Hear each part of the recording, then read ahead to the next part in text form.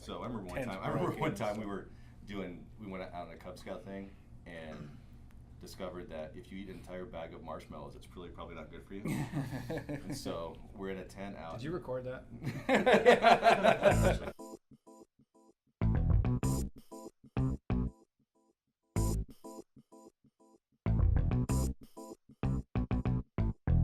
Dudes to Dads is a podcast to help men understand and navigate the transition of being a single dude into a family man. How do we make sense of it all? Well, we probably won't be able to, but let's go ahead and have some fun trying.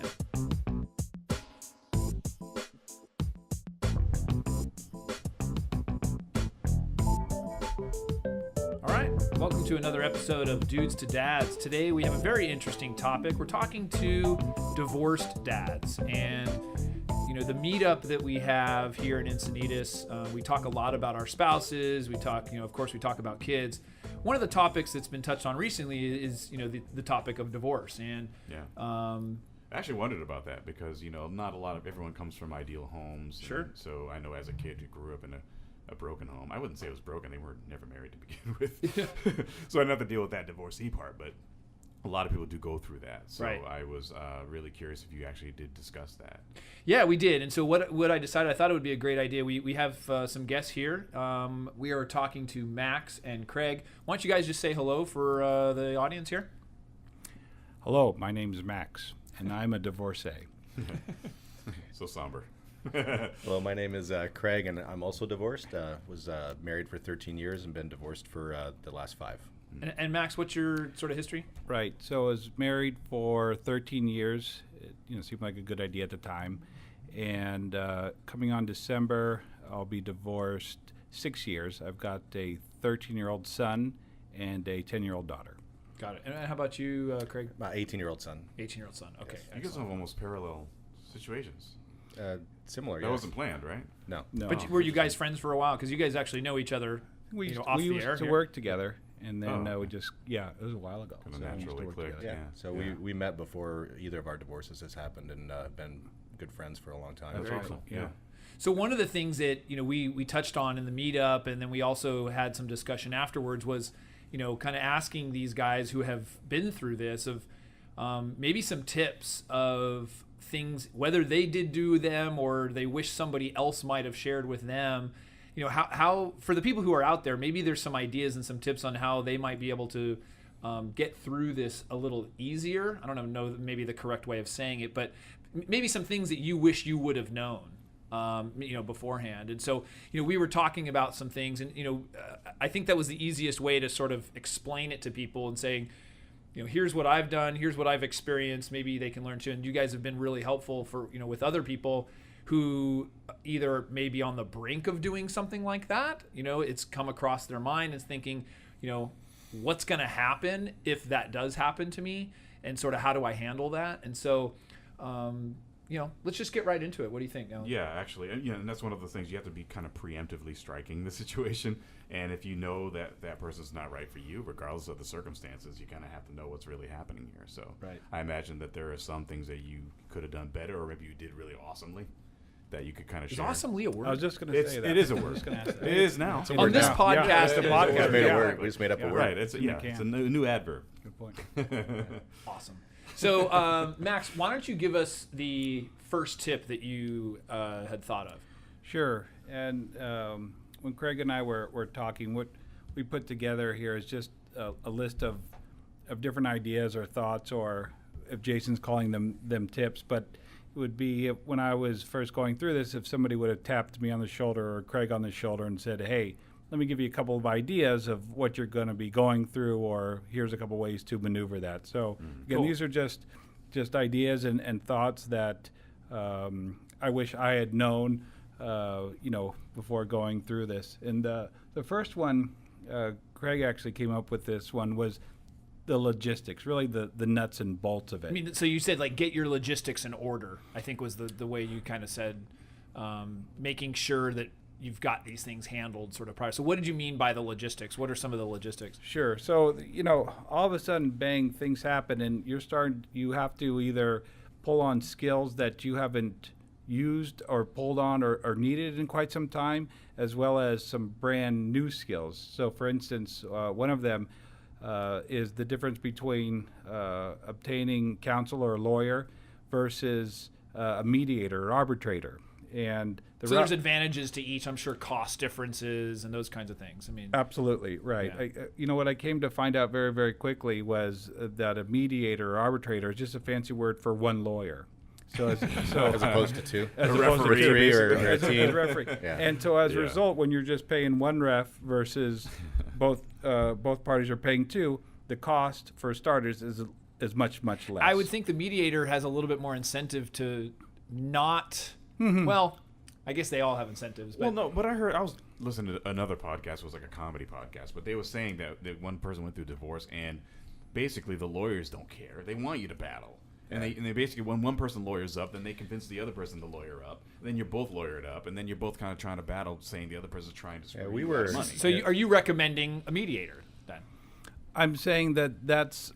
Did you do that, or did I you- did go? you I did did go go with through it. mediator. I don't know what you Yeah. did, Craig. Actually, I was going to say I was actually pretty fortunate. We didn't have to use a lawyer or a mediator. Oh, wow. We were actually able to Kind of civilly. come to an agreement that there's only X amount of money to go around, and the more that we fight about, who's getting the couch and who's getting this or whatever. That's money that's not going to the kids. It's not going to your retirement fund. It's not going to my retirement fund. It's not going anywhere other than to somebody that, quite frankly, do we need them or do we not need them? Yeah. So we were able to get through it without those costs, Okay. which I was really grateful for. And I would imagine that's a rare. I think so too. But it's kind of like it's getting past the emotions of what's going on, because we were talking about logistics and getting into stuff, and that sounds kind of business-like and kind of not so. Well, whatever. but you said even logistics. I mean, when most people, I think of that, like you just mentioned, money, and that's Yeah. obviously a big part of who gets what stuff, who gets the other stuff. But you were talking about some of the other logistics, like which I think if you are doing it on your own, you may not know some of those logistics. Versus if you're doing with a lawyer, the lawyer has a list of here's the 50 things. What time is you pick up the kid? When do they go to school? Or what all these different questions. I think Max, you sort of brought some of those up. Sure. So one of the big ones that I didn't even see coming was whose rules at whose house. So Interesting. Yeah. So for instance, at someone's house, maybe they can stay up till X o'clock, till 10 o'clock on school nights. But at someone else's house, maybe it's 8:30 or 9:30. So was that, you mean, you discussing that with your ex about here's my rules? In terms of show, your children. Right, in terms of the children. Not like you can stay up till 8 o'clock. Yeah. Rest of your kids. Negative. So those are things that come smacking you in the face when you start to hear but mom lets us XYZ. Yeah. So I guess the idea would is preparing for that and then modifying how you're going to do that. At times I would talk with my, I hate to say the ex, but I would talk with her about, hey, here's what I'm doing at my house, and she would let me know very, very quickly whether, we're not going to do that, or that's something that makes sense. So being prepared for that, there's going to be different rules when they're spending time with you versus when they're spending time with them. Got it. So did you actually try to hammer those out, or you were just saying just be prepared for them? So very, very quickly, I made it clear, or we talked through, depending on whose house that they're at. Well, at this house, kids, we go to sleep at this time, and that's just the way it's going to be. Okay. How about you, Craig? Did you? Yeah, I think part of some of these things, whether it's what rules at the house or who's picking who up or some of these things, I think the important thing is that as much as you can think about beforehand what may need to be discussed and agreed upon, the better. Because when the kids are at the house, or it's one thing to be talking with your spouse or your ex-spouse or your friend or whatever about, hey, the rules are this. It's different when your 9-year-old's looking at you, but hey, wait a second, What's going on? what's going on? Right. The emotions that are there are not the same as like when we're sitting here talking around here. We're in a safe place when we talk about our stuff and whatever. it's different when your child's looking at you with that look in their face, like a parent can give, or like a child can give their Right. parent, like, oh, can I please? Right. So whether it's how Well, they want an answer and they want instruction. yeah, they do, and they're looking for guidance from you and mom, and especially when you're divorced or when you're going through the divorce, because what was a cohesive thing is now fractured. So they're looking for even more guidance than what they were looking for before, because there's been this big, a change in their life. Right. So as much of any of these things that you can think of beforehand, the better.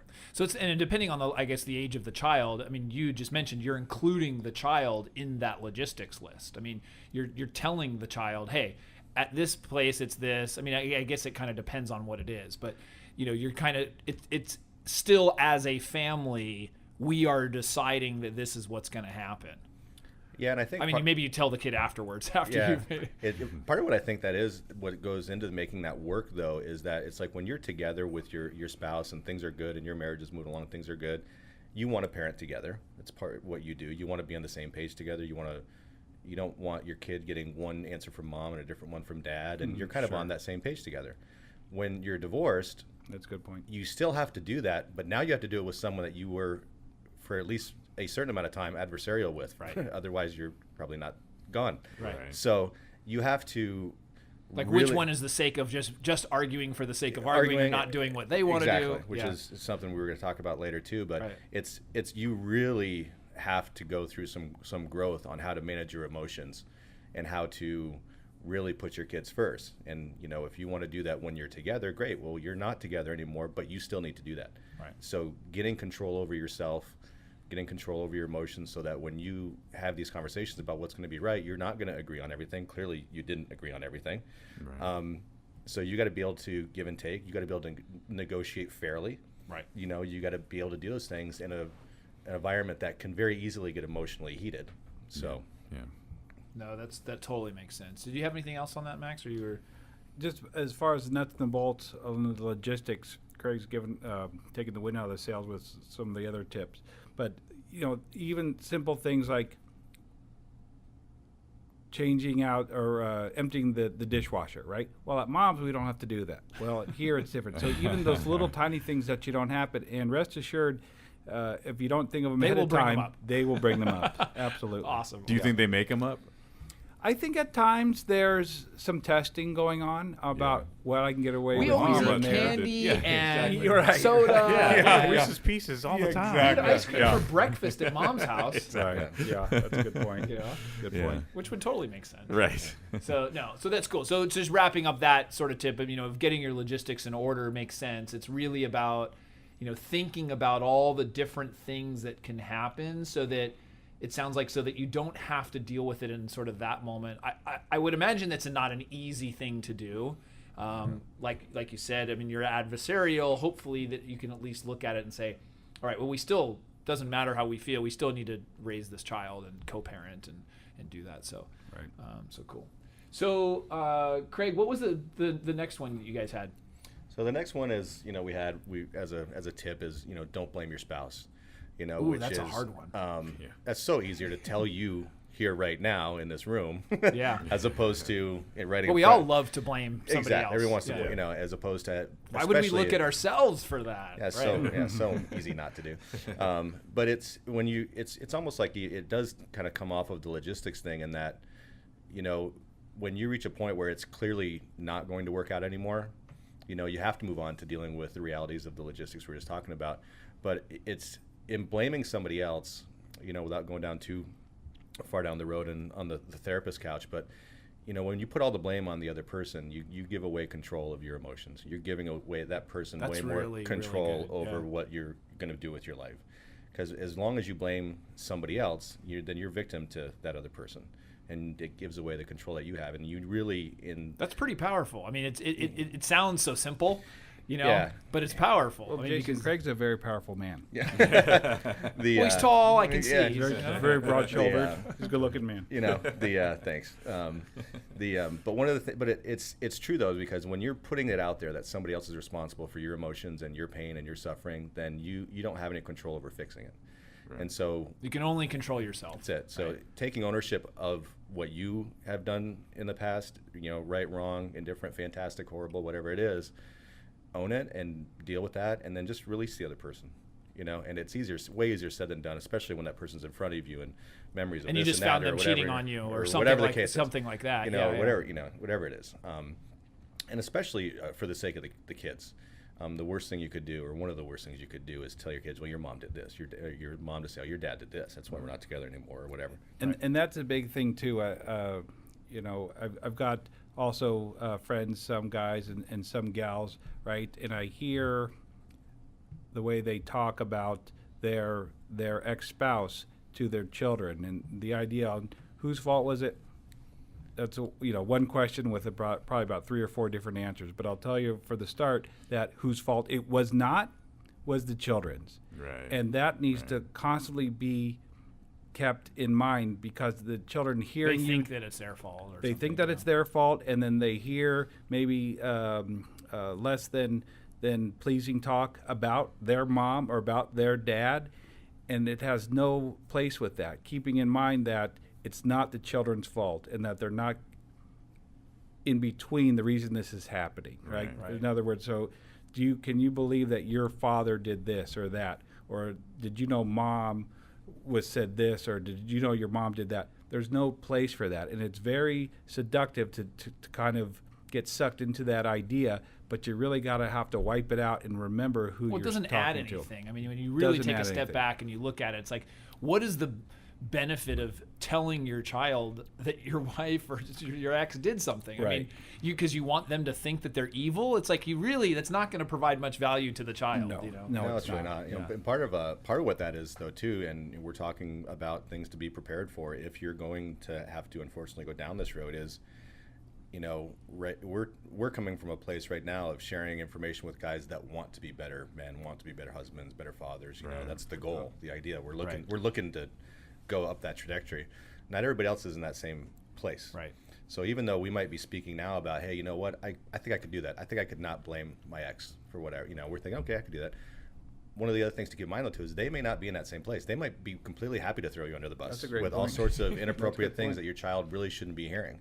Right. So part of this might be to consider, how would you handle and, be prepared for that. This could happen. You might pick up your kid on Sunday and them look at you and go, hey, mom told me, boom. Yeah. And you get hit with a left hook that you did not expect. Yeah, it's really easy to vilify people at that point. When you're going through and so things. It's one of those things where, again, just because I've been through it, is keeping control of your emotions is so difficult in that moment, because it's one thing for your ex-spouse or your spouse to be coming at you one-on-one. Yeah. I mean, if we're behind closed doors, you can say whatever you want, but when bringing the child into it, it's a whole different story. Right. And so when if somebody is in that position where the other spouse is not playing fair, you still have to. Well, one of the things you just touched on, one of the things I've learned recently is that the feeling of the emotion is really separate from the action that we do. So as an example, when you are really angry, let's say you hit a wall, something like that, or you hit a punching bag or something like that, and that's what maybe you go work out, you do something. The actual feeling that you're feeling is separate from the activity that you are actually doing. So you can still be really angry inside and not necessarily outwardly expressing that in whatever way that now looks horrible to the people around you. And that's not, because I think one of the things I want to make sure is it's okay to feel. So it's not controlling your emotion or anything. I think we're using that terminology. I want to be careful because you do want to feel those emotions, because that's the only way you're going to get through it. Yeah, actually, I think what I kind of, when I say that, this is one of our first times talking together. Of course, so when I speak shorthand to myself, you don't know what I mean by that. So what I mean by that is it's certainly recognizing the emotion, but it's just taking that pause for a minute, own it, and then really think about what your response is. And easier said than done too. Absolutely. Right? I mean, I remember. In the very beginning, when this thing was still, bloody and oozing pus out of the wound, that there was a specific time that I would call for the children, and I remember one time I called at that specific time, and the line was nowadays it's not busy. someone didn't answer or whatever. And I remember picking up the phone and finally getting hold of her and saying, I can't believe da. And, you know, looking back on it, at the time, it made sense. And those reasonable. emotions, Perfectly come reasonable. out. And then Yeah. looking back on it, too, it's like, how asinine, you know, is that? How crazy it is. But when you're in the thick of it and it's raining down on you left and right, it's very difficult to see past that. Right. No, I think that's a great point, and it's really about looking at the, you know, If you can, sometimes the picture is only 3 feet in front of you.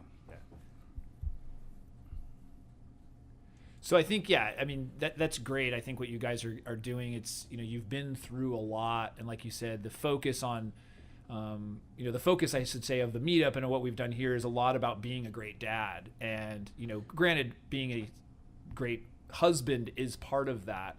But we're still talking about being a great dad, you know, and you're going through these things with the idea of thinking about the children, not thinking about yourself. And that's, I think, something that's commendable, that, you know, if you have to go through this and you got to deal with it, how do you do it? You know, and that's really what we're talking about here. Maybe we're onto something. Maybe this is the spin-off, Dudes to Dads to Divorce. And it's like 3D or something, right? Well, Dudes to Divorce was taken. So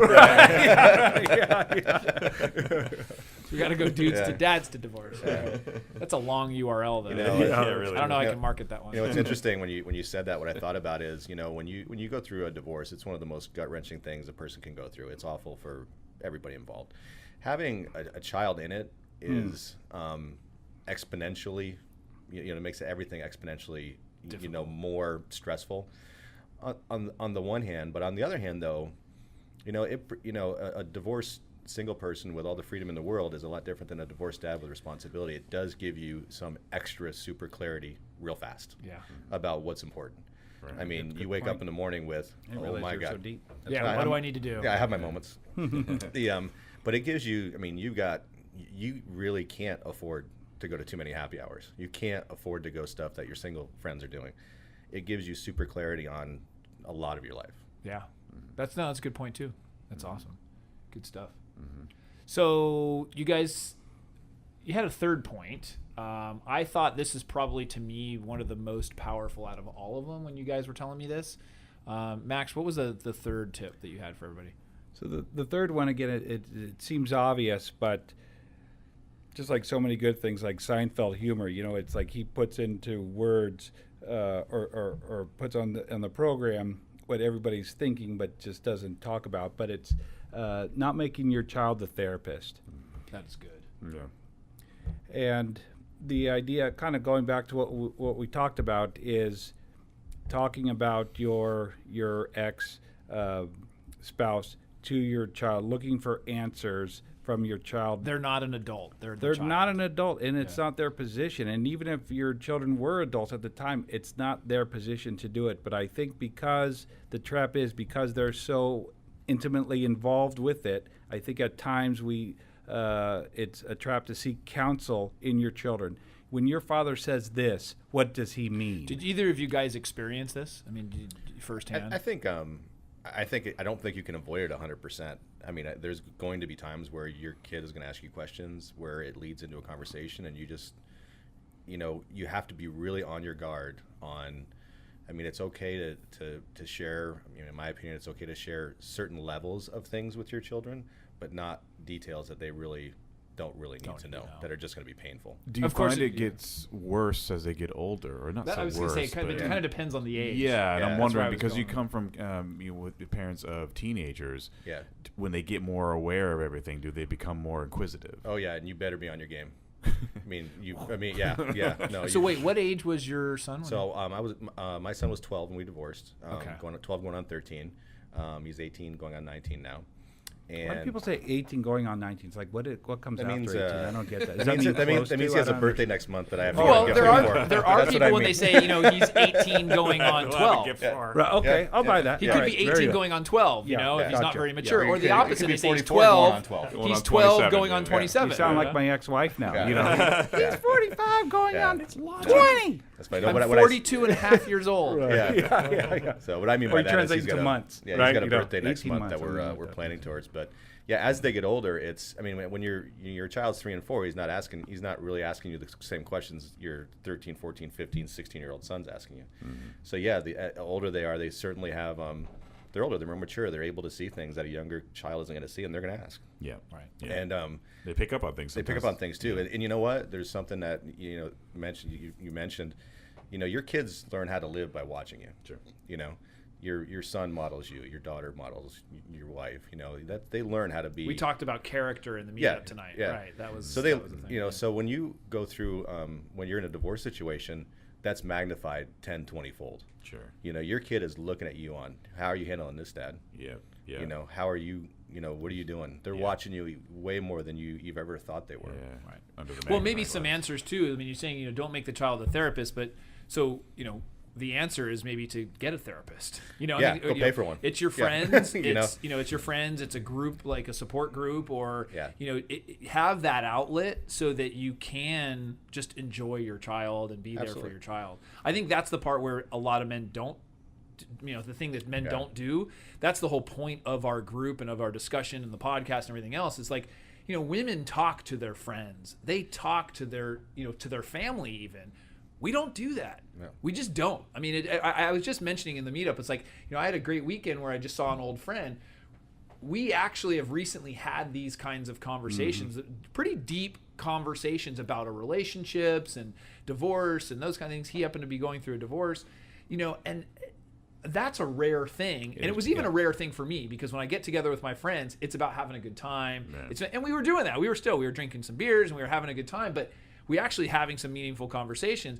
I don't think I would have done that in the past. I probably did it because now I have this, more Right. forum and we're involved in a little bit more of this. Yeah. So I think that is really, really important to find some sort of outlet, to do that. Yeah, I think so too. I think you're spot on. I mean, if you find men need it, we don't like to admit that we need it. We probably aren't going to admit that we need it. It's like directions. Yeah, it's like, so you do need a therapist, you do need a counselor, you do need a coach. Right. You do need somebody to talk to. I mean, Because they'll help put it into perspective, right? Because again, you're in the middle of the storm. Did both of you have therapists?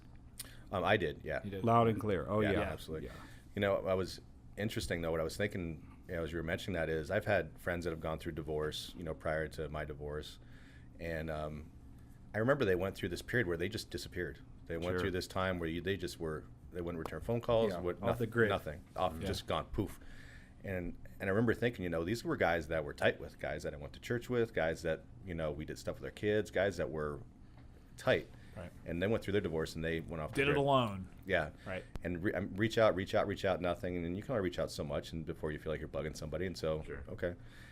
And then I didn't understand it. Then I went through mine. And I went through a dark time where I wasn't remember that. I wasn't returning his phone calls. He was off the grid. I was off the grid. I did it.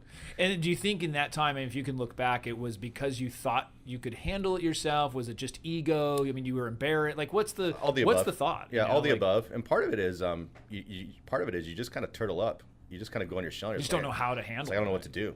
So you just kind of So now you'd recommend. I mean, what do you recommend So, instead of that? so my recommendation is if it's going to take you a year, 2, 3, 4, 5, whatever it is to get through this process of your marriage ending and your family dynamic changing so drastically, if it's going to take you 12 months, 24 months, 36 months, whatever it is, the sooner you start, the sooner you get through. If you wait a year to start, guess what? And start by talking about it. Talking about it. Find a counselor, find a therapist, find a trusted friend. The sooner you do it, the sooner you get through it. And the idea being, hey, it ain't gonna get much worse, right? It can only get better. You're at rock of bottom. Right. Well, I think one of the things we've talked about in the past, I've talked about this about when somebody dies or something like that. It's about walking through the fire. Is the terminology that I've used. Yeah. It's about actually feeling it and getting it out and just facing it. Because like you said, I mean, when you're crawled up in a hole and you're not talking, you're just not facing it. And the reality is it just doesn't go away. I mean, some people probably turn to, substances or whatever else, but it's not going away. You might peek your head up out of the foxhole. Yep, still there. Duck back down. Oh, still there. Right. But I mean, one of the things in this one about not making your child your therapist that popped into my head too was, as a parent, especially as a father and a son, which is my dynamic. that, you know, for the longest time, that child's looking up to dad as, you know, you're Superman. Right. I mean, you can do anything. I mean, that's how they look at you up until a certain age. Right. You know, and up until What age is that? Because I want to make I don't sure know, I keep but it as long as I would Keep the cape on. pretend it's Until you pretend get it's divorced. until they tell you that they Until you realize get you're not. divorced. Yeah, right. You know, you'll know. But I mean, it's like, you know, and that happens. I remember growing up, my mom and dad divorced when I was 5, so I didn't really have a dad growing up. And my grandfather filled that role. My mom's dad was there for me. And I remember being in like I think in high school and seeing, I forget exactly what it was, but I remember seeing him falter at something. And that was a big deal to me. You know, thought that he was perfect. I was like, Yeah. wow, that just happened. Right. You know, and it's when you go through a divorce, your kid is now looking smack dab at a big monster. You know, wow, dad's not perfect. And especially too, if the spouse is on the same page and they're exacerbating that, right? That it was your fault, that type of thing, right? That only. Yeah, there's a book, you know, and I can't recall the name of it, but there was a book and also I think there was maybe a TED talk about it where the man was talking about making sure that your kids see that you fault, Yeah. you know, and making sure that they see that, you know, their life isn't going to be perfect, because the biggest thing is about the same thing, going back to character. Yeah. How are you handling it? You know, and the Yeah. idea of like keeping it, like you said, you all of a sudden saw that this person wasn't perfect, but that's okay. And if he would have even explained it to you, or, Yeah. you know, come over to you and say, hey, listen, this is what happened. I'm really upset about it, and here's what I'm going to do to make it better, or something, you know, something like that. And it's that Yeah. idea of not trying to shield our kids from imperfection. No, it's kind of like you were talking about earlier with, like, you know, we were talking about the, you know, the 50 dangerous things you do with your kids or whatever the book is. You know, they're going to get exposed to the real world. You try and shelter them from it for as long as you can, but you know, or you try and keep them safe and protect from the dangers Right. and whatever. You know, but when you go through a point where your child realizes that you're not perfect anymore, in my opinion, I totally agree with you. You have to own it. You know what? This is what happened. This is what I did. Right. This is, and now I can apologize. Well, I find for it and myself, make up yeah, for I it. find myself, I mean, even like I get in an argument or something happens at home, and this is part of the parenting classes and things that I've looked at. It's like, I actually will go and explain and apologize to my child and say, listen, I handled this wrong. Like, I should have done this, but you know what? I was really upset. And they're like, it's okay, Dad. Yeah. You know, and they're seeing the So sweet. imperfection. Yeah. They see it, but they also are seeing how you recover. Yeah, You know, and that's a chance to model that for them too, Right. And one not to miss. It's also a lot less pressure on me.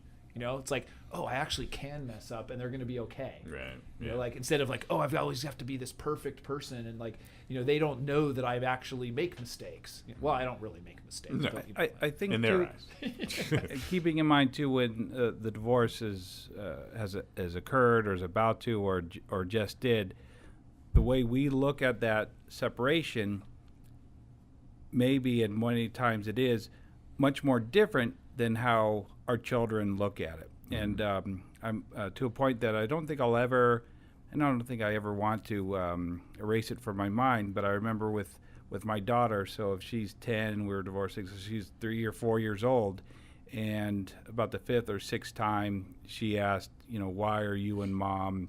I don't know if she used the word divorce or not living together anymore. Maybe she might have said divorced, and we discussed that some, and I said, you know, honey, that there's some things that your mom and I just no longer agree with, and some things have changed between us, but that we don't agree with many things now, and I'll never forget this. She looked up at me. I think she was in the shower. So I was helping in the shower, and I still remember the shower curtain, the whole works. And she looks up at me and says, "Like what, Daddy? Like not agreeing on what's your favorite color?" You know, and you start to look at that. So holy Sorta. mackerel, you know what I'm. you're right. What I'm She thinking, likes red. I like blue. Yeah, the It's world not is going to so- work out. but the idea being is it's so pure and innocent, and in their mind, in their world, that's the only thing that could cause an argument. And I think many times we forget of where they're coming from, and lots of times we make the mistake of putting our perspective or our feelings or thoughts on the situation onto the children, and they're coming from a completely different point of view. You know? No, that's a great. Yeah, that's Great funny. example. Yeah. Right on. So, okay, well, let's move on to the next tip. We've got another one, and Craig, why don't you give us this one? I think this was something that we talked about quite a bit. Yeah, smart dating is the next tip that we're talking about. And what do you mean by that? So. If I could figure out what I mean by that, we'd probably be a lot farther along. What we're talking about is really as it relates to the kids. In terms of what you share with them, how soon you share it with them, what's okay for them. That's another question is how soon, and people ask this after a spouse dies, how soon after they die is it okay to get somebody else? It's like, I would imagine everybody's different. Yeah. Some people, like you said, if they're going into a shell or they're going in, they're not ready to go out and be with somebody else. And I mean my son was born when I was pretty young. I was 25. He was born, so I just figured I'd wait till he had a girlfriend, then I could have a girlfriend. Oh, wow. Didn't quite work out that way, but since he was approaching high school, and I'm like, what, I can... Because he had a girlfriend a lot earlier than you. He did, yeah. I couldn't get a girlfriend until much later, and certainly not as pretty as the one that he got. So, every situation is unique. In my situation, my son was going on 13, and it was like, this is just something not to deal with right now and it was like... You didn't even see yourself. Not on the radar, and it's, certainly, socialized with friends and whatnot, but, nothing where like, hey, this is, I need you to meet somebody, right. So you were completely thinking of him in that instance. Yeah, and it's not easy to do, too, but it was interesting, too, at the time, I forget when he was maybe close to 14. He actually brought it up, He's like, wow. Are you going to be alone forever? Is what he asked me. Right? I was like, I hope not. Like I'd rather not. But So were you kind of worried of what he thought? Yeah, of course. Everything. You think that with everything, right? And especially something as volatile as another woman in your child's life when mom was the woman, right? But let's not confuse too. I think when we came up with that tip or that idea, there's a difference between dating someone and then introducing the person that you're in a relationship with, of course, with the children, right? Yeah. Oh yeah. So I think we want to make it a distinction between the I'm two. guessing that there's some sort of, each person has a threshold of, okay, I won't introduce someone until this. I know that there's a deep commitment, or I know that we've been together for 6 months or a year. I mean, whatever it is. Right. Yeah, that's more how I looked at it. Like going out to dinner with somebody. Okay, you're not meeting my kid. Right. I mean, and I think it's probably different for everybody, but I think for a lot of people, you do have that threshold. Like that's a good way of putting it. That there's a point in time or a point in a relationship or a point where things are progressing where this is serious. It's the right thing to do now, and it's it's probably different for everyone. And it's also something. The other tip I would share is make sure that your ex knows you're doing it beforehand, because I have I've had friends that have not done that. Like they went out with took the kid out to the movies and so was out there. Oh, you're talking about, okay, got it. Like let your ex know that, like, hey, I'm going to introduce just so this person. I'm seeing someone, this is what's going on, and I'm planning on introducing them if it gets to that point. That's a good point. Yeah. It's one of those things where it's courteous. It's courteous, and it's also self-preservation, because if you don't do that, you're guaranteed. Yeah, they're going to find out one way or another. There's a bazooka coming at you real soon. Yeah. Gotcha. Max, how did you experience that? So for me, when it all came down, I didn't have any earning or desire to date for quite some time after we got divorced. I want to say maybe 2 years and some change or so. And it's and maybe that's another podcast too. But dating after divorce. Now we got like 4 Ds or something. Dudes and dads dating. We call that divorce. We call that smart dating. Yeah. The dude is the dating. Now you're back to dude. Yeah. Dude to dad to dude. Yeah. But at my point too, in the initially there is, if I wasn't with the children, if it was my time to be with the children, I wanted to spend all the time that I could with them to try to continue to kind of help with the transition, and I just didn't have any. You're focused. Yeah. It just didn't really even enter, the thought process at the time. And you don't have a lot of money for dating at that point either, do you? That's a good point too. When you're going to separate incomes and houses and all that, the fun money isn't quite where it was. Yeah, that's true. And then I'm still at the point where I've been dating a gal now. It was 11 months today or yesterday, and now I hope she's not listening to this because but it was yeah, and I'm sure she'll remind me. Yeah. But that I still have it, and the reason being is I'm enjoying the relationship and I enjoy the companionship, but at this point it's still just not in the cards for me to introduce both parties there, and it's not something that I'm at this point. You'll see a date when you don't have the children, and that's when you make plans. That's when I make plans, right? Off the children's time. Yeah, Got it. absolutely. Yeah. It's as much as you can. You be courteous, be respectful. I mean, and part of what that is too is you are still modeling for your in this case your son.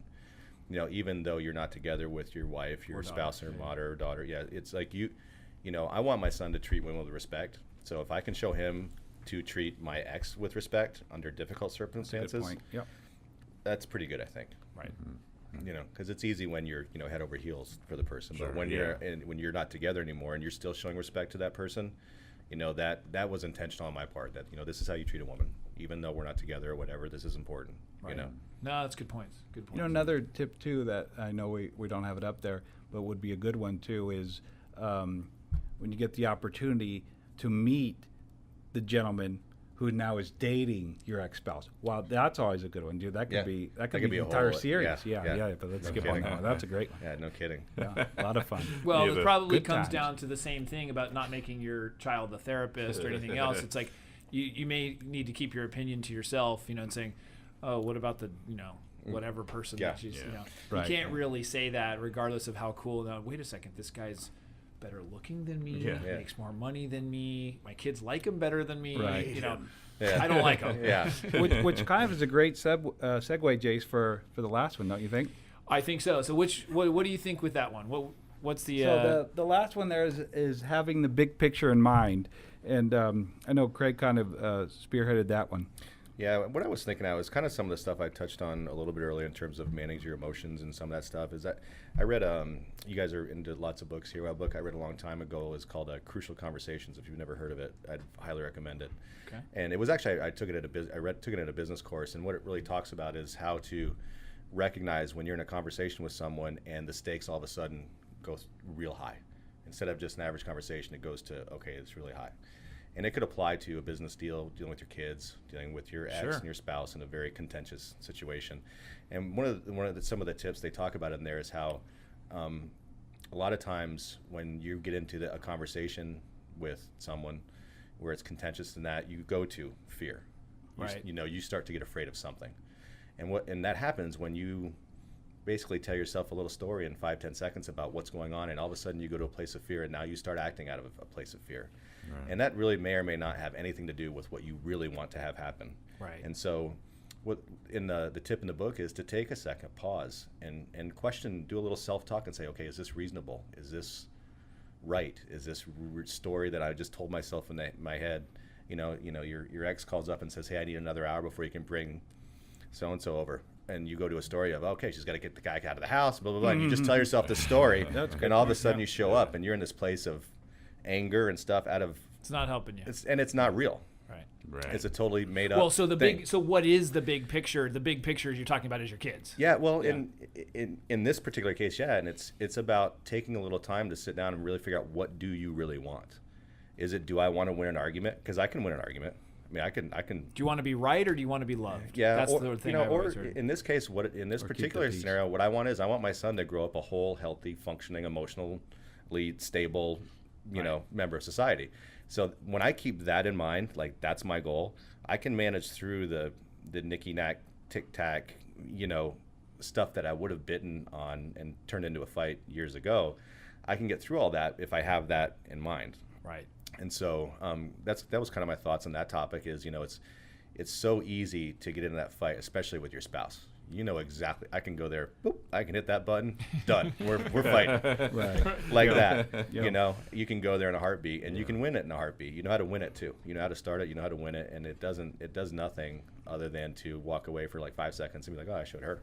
Yep. Right. You know, but without having the big picture. If you don't have, you know, taken some time to try and get really clear on what it is you really want. You must be a better arguer than me with my ex-spouse, because she'll floor me, you know, every time. And with that in mind too, I think even when you do get into, you know, go blow by blow, is after they hang up the phone or the text is stop or whatever, careful is that it doesn't get turned on.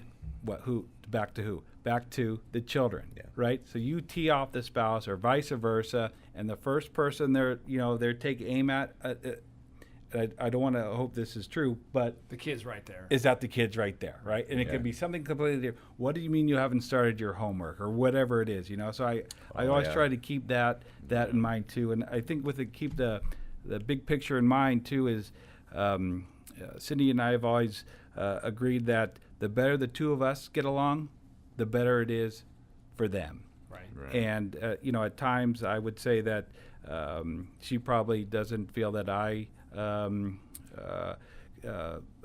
do that, and at times I would think that she doesn't do it. But if you can keep that big picture in mind, the better the two of us get along, the better it is for the children, I think is a good one. Yeah, it's also, I think, something too where it's if you can take some time, you know, one-on-one with your ex and, you know, sit down and try and go over some of this stuff with them when they're in a calm place, you know, when they're not.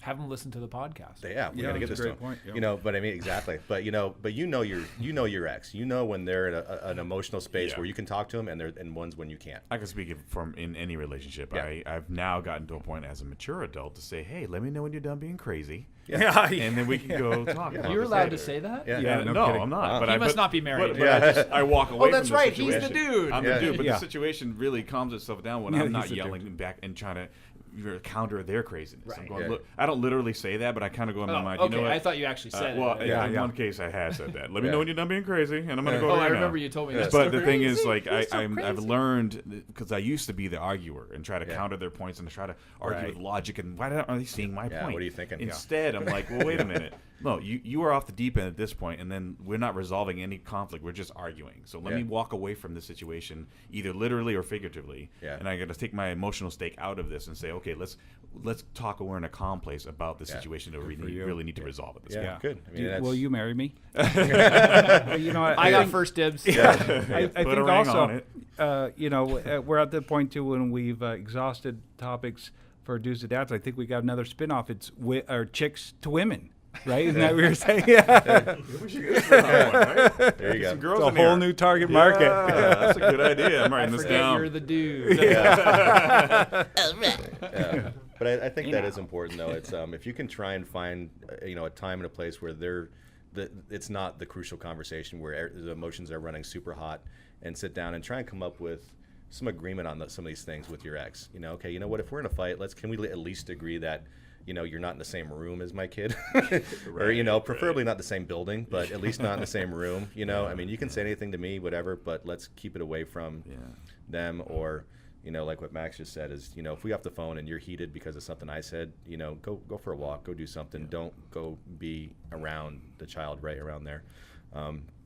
But that's, again, it's always easier said than done. It is. I'll It is. say. It's easy way You easier know, to- especially of when course. you know the emotions get so high in such a critical thing. Sure. Yeah. Sure. For sure. Yeah. Well, that's great. I you know, I want to say, sort of wrap some things up here. You know, Max and Craig have been awesome. I really do appreciate you guys coming in. Thank you for having us. Do you think that, or are you just saying that? No, I say that after the end of each podcast. Oh, yeah. So I it's knew kind it. of I knew it. You Yeah. know, I think, you know, it's a great perspective from a dad's point of view of really caring about the kids and coming from a smart place.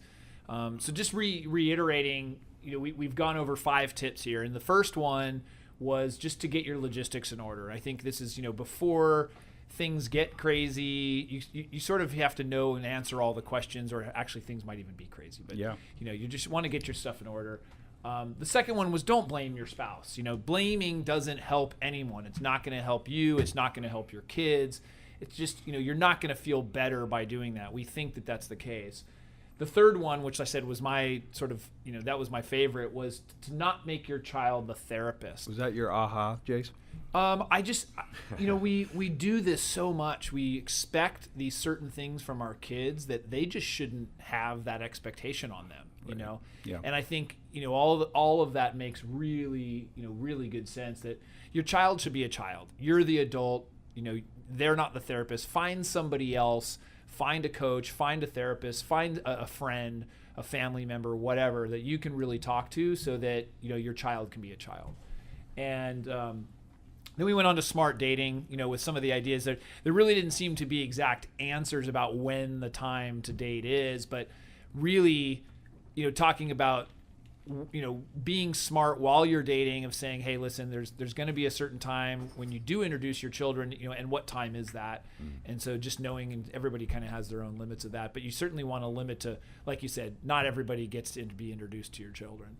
And then the final one, which is sort of the overarching thing of all of this, and I think you guys both put it beautifully, is really have the big picture in mind. What is the big picture? What is it that you want to do? Do you want to make sure that your kid, as you said, Craig, is a wonderful, respectful, person, is contributing to society, versus, and if that's the case, then you're going to have to mold that and do it yourself. And so having the big picture in mind when you're dealing with your spouse, I think is a really, really important tip. So with that, gentlemen, Alan, any final words? No, that was great. I really appreciate the feedback and being open. Honestly, it takes a lot to do that, and it takes a lot to be what kind of dads that you're trying to be, and to go through these things with a certain amount of maturity. I'm sure it didn't start that way, but it's ending up that way, and that's the important part. It's the present moment. It helps. So. It helps, I think, with the other dads. We had them at our meetup today, and that it is helpful. For people, even if people are not necessarily going through the exact situation. Well, exactly. It's kind of arming you with that information. Yeah. And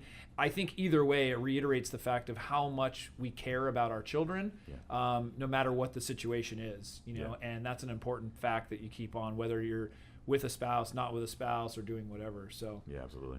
Awesome. So with that, I want to thank everybody for another Dudes to Dads podcast, and we'll see you next time.